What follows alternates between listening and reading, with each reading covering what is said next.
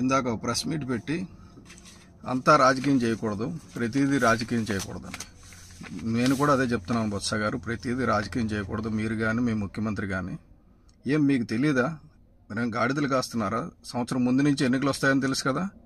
అసలు పంచాయతీరాజ్ వ్యవస్థను నాశనం చేసి వాలంటీర్లు లేకపోతే పని జరగదన్న పరిస్థితి తీసుకొచ్చింది మీరు కాదా?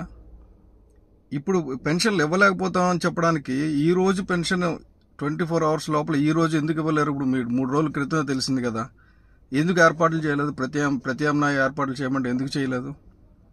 అది మీరు చేయడం మానేసి చంద్రబాబు నాయుడు రావుతో ఇంకెవరో రాశారు, ఇది చేశారు, అది చేశారు, మీకు పెన్షన్ రావాలంటే వీలే ఉండాలి. మీ తాత సొమ్మిస్తున్నారా, మీ బాబు సొమ్మిస్తున్నారా? ఇప్పుడు ఎమర్జెన్సీ విపత్తులు వచ్చినప్పుడు ఏం చేస్తారండి? 24 రాత్రి చేస్తారు కదా అన్ని పనులు. ఎంతమంది గవర్నమెంట్ సిబ్బంది ఉన్నారు కదా, పెన్షన్లు ఇవ్వలేరా? అంటే ఈ 2 నెలలు పెన్షన్ల సమయానికి అందితే జగన్మోహన్ రెడ్డి లేకపోయినా పెన్షన్లు అందుతాయని చెప్పి మీకు ఓట్లు వేయరని భయం.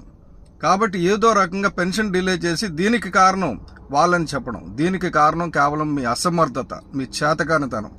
ఈ నెల 1వ తారీఖున పెన్షన్ కానీ ఇవ్వలేకపోతే ఈ వైఎస్ఆర్ ప్రభుత్వం పాలించడానికి అర్హత లేదని చెప్పి నేను చెప్తున్నాను. వచ్చే నెల 1వ తారీఖున పెన్షన్ ఎందుకు రాదో చూస్తాం మేము. ఈ నెల మాత్రం డిలే చేయకుండా పెన్షన్లు అందేటట్టు చేయండి. అలాగే వచ్చే నెల కల్లా పెన్షన్లో వాళ్ళకి 1వ తారీఖు వాళ్ళ హక్కు, అది వాళ్ళకి ప్రభుత్వం ఇస్తున్నది. జగన్మోహన్ రెడ్డి ఇస్తున్నదో, మీరు ఇస్తున్నదో, మీ తాత ఇస్తున్నదో కాదు. కాబట్టి వాళ్ళ హక్కులు వాళ్ళకి వచ్చేటట్టుగా చేస్తాం, చెయ్యాలి. ఈ విషయంలో రాజకీయం చేయొద్దని మీకు చెప్తున్నాం. అలాగే మీ భూమిరెడ్డి రామ్ రెడ్డి ఎమ్మెల్సీ ఏం లెటర్ రాస్తారంటే టీచర్లు ఎన్నికల విధులు వాడకూడదనా?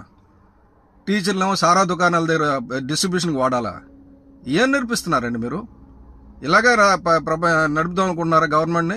అందుకే hello AP bye bye YCP అని చెప్పింది ఏంటంటే ఈ రాష్ట్రం నుంచి మిమ్మల్ని పారదోలడానికి మాత్రమే మేము ఒక పొత్తు పెట్టుకుని ముందుకెళ్తున్నాం. డెఫినెట్గా మేము సక్సెస్ అవుతున్నాం, మీరు ఫెయిల్ అవుతున్నారు, ఆ సంగతి మీకు అర్థమవుతుంది. దయచేసి పెన్షన్స్ ఇమ్మీడియట్గా అందేటట్టు చూడండి.